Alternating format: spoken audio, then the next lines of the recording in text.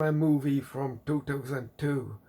I start from the origin point because we all know all the Spider-Mans will be in, you know, the next Spider-Man movie. It still stands the time because I think the secret here, even though it's pretty much a Power Rangers armor and just some clothes suit, and they previously in the 70s already did kinda okay Spider-Man suits, and even the Japanese did that Spider-Man series for themselves, and Spider-Man's costume looked fine.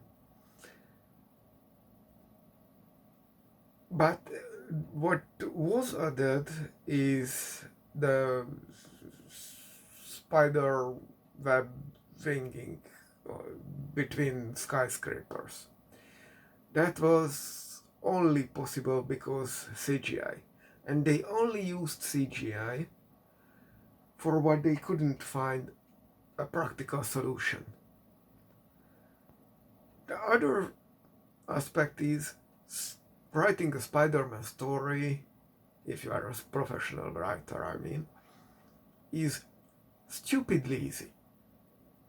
Spider-Man does something, fights the current bad guy, kinda loses, goes back doing his civil life, fights again the bad guy, wins, closing of the story. This is the simple recipe of Spider-Man. And I read way too much Spider-Man once. And in this movie, Spider-Man suffers. That's the secret of Spider-Man, the real secret. Spider-Man suffers as Spider-Man. Spider-Man suffers in his job. Spider-Man suffers in his learning. Spider-Man suffers at home. Spider-Man suffers with his love life. Spider-Man suffers with his friends. He is suffering itself. And this movie gives us that sweet, sweet suffering. And the guy from the lighthouse, Willem Dafoe, he hams it up with damn notch. That's what sells the movie at the end. That's the cherry on the top. Without that, this would be a very mediocre movie.